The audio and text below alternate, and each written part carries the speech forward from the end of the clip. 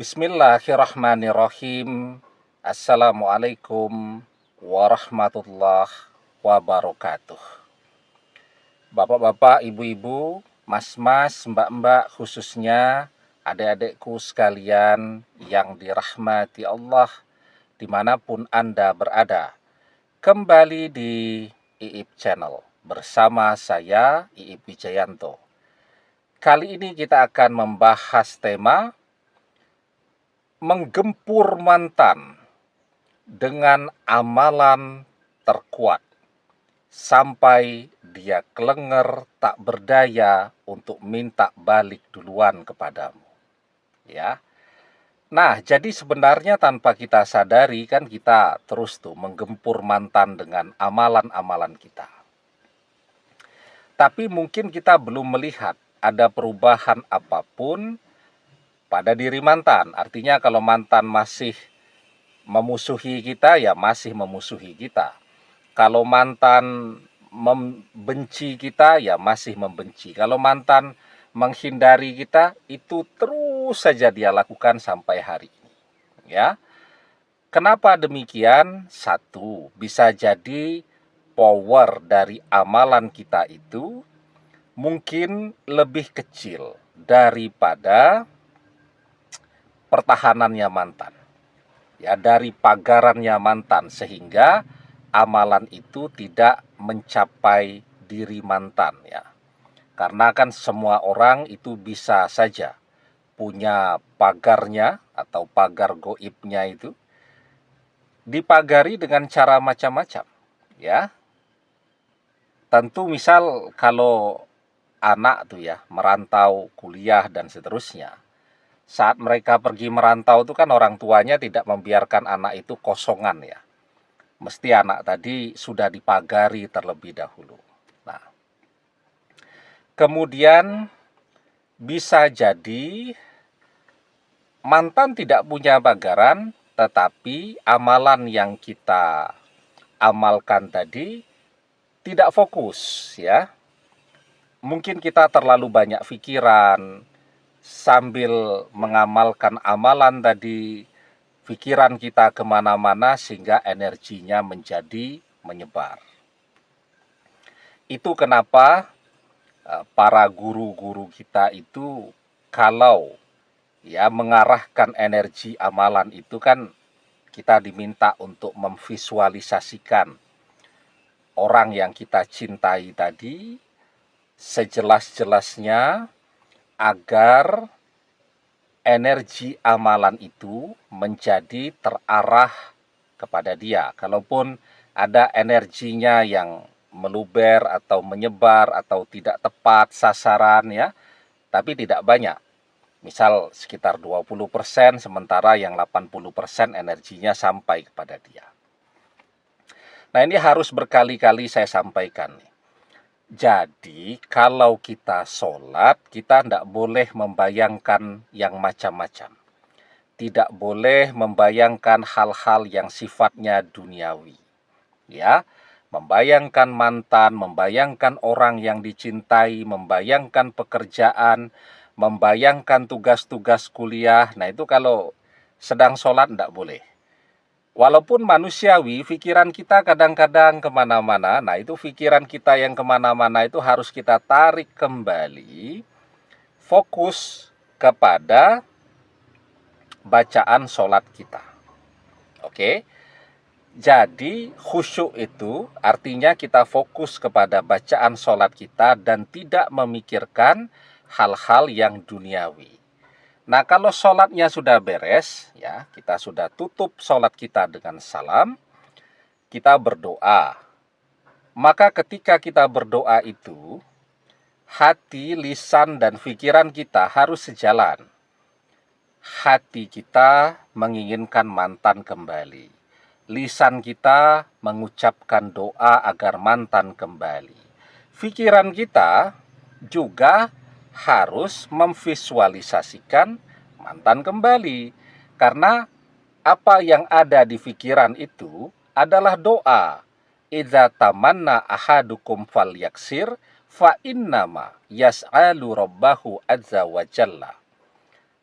Ketika salah seorang di antara kalian berangan-angan, falyaksir, maka perbanyaklah. Fa innama yas'alu rabbahu azza wa jalla. Karena sesungguhnya dia sedang berdoa, sedang meminta kepada Robnya, Allah azza wa jalla. Itu berdoa, ya. Ketika kita amalan, kan kalau berdoa itu kan, apa yang jadi doa kita itu kan kita naikkan ke langit, ya.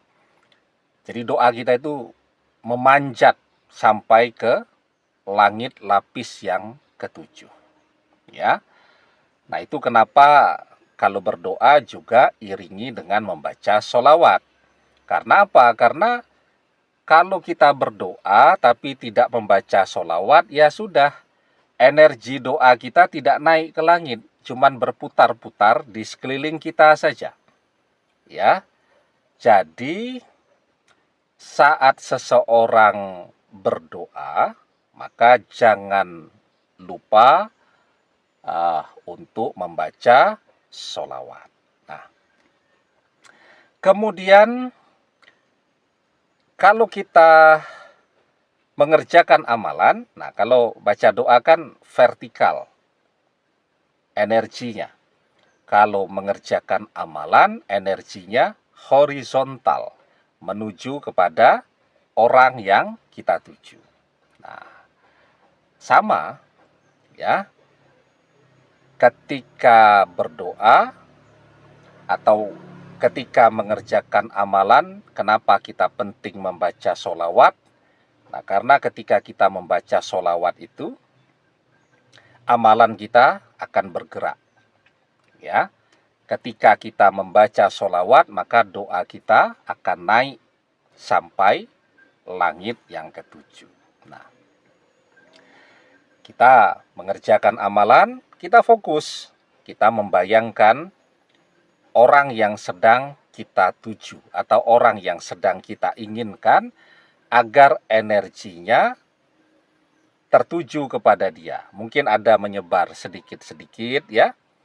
Nah, tetapi ketika kita fokus membayangkan dia, maka energinya akan sampai dan meresap kepada dia.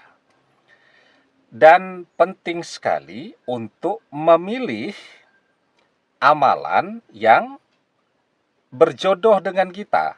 Jadi amalan itu, meskipun misal amalannya tidak panjang ya, bacaannya singkat gitu, tetapi kalau amalan itu berjodoh dengan kita, dia akan menghasilkan power yang maksimal. Banyak di antara kita, pengennya mantannya cepat balik nih. Maka kita memilih amalan yang berat, yang bacaannya panjang. Tapi amalan itu sendiri tidak berjodoh dengan kita. Ya, maka powernya tidak akan maksimal. Tetapi ketika amalan itu berjodoh dengan kita, powernya akan maksimal. Jadi amalan itu banyak ya, dan semua amalan insya Allah bagus-bagus. Di channel kita ini juga ada beberapa amalan yang bisa kita amalkan. Nanti dibuka di playlist ya. Setelah itu cari yang judulnya amalan dan doa. Nah, nanti bisa dipilih di situ. Ciri-ciri amalan itu berjodoh dengan kita bukan judul dari videonya. Atau kalau kita beli buku, bukan judul bukunya. Tetapi ketika kita mendengarkan amalannya itu, kan biasanya kalau video kan ada pengantarnya ya, ada cerita-ceritanya dulu. Bukan itu. Tetapi ketika kita mendengarkan amalan itu, hati kita bergetar gembira, senang kita. Ya, seperti menemukan, mendapatkan sesuatu yang selama ini betul-betul kita inginkan. Nah, itu tanda bahwa amalan itu berjodoh dengan kita. Tapi kalau tidak ada getarannya, ya artinya amalan itu tidak berjodoh dengan kita. Tidak ada sensasi apapun yang hati kita rasakan. Nah, ketika amalan itu berjodoh, ya kita mengerjakannya itu akan semangat, ya, dengan senang. maka itu adalah kunci. Walaupun belum ada respon yang terlihat dari mantan, itu adalah kunci dan tanda bahwa amalan itu bekerja. Ketika kita mengerjakannya dengan senang, bahagia, semangat, tanpa beban. Ya.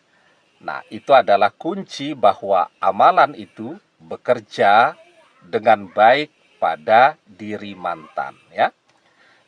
Sehingga kita mengerjakan amalan itu bisa istiqomah, bisa konsisten.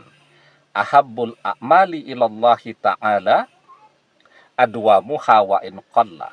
Amalan yang paling Allah cintai adalah amalan yang dikerjakan secara rutin, terus-menerus, meskipun itu sedikit. Nah, jadi kalau itu sudah kita rasakan, insya Allah, ya, tidak akan lama nanti akan mulai terlihat pula respon atau tanda-tanda dari mantan jika amalan ini bekerja di dalam dirinya. Demikian, semoga bermanfaat. Wallahu a'lam bissawab, billahi taufik wal hidayah. Assalamualaikum warahmatullahi wabarakatuh.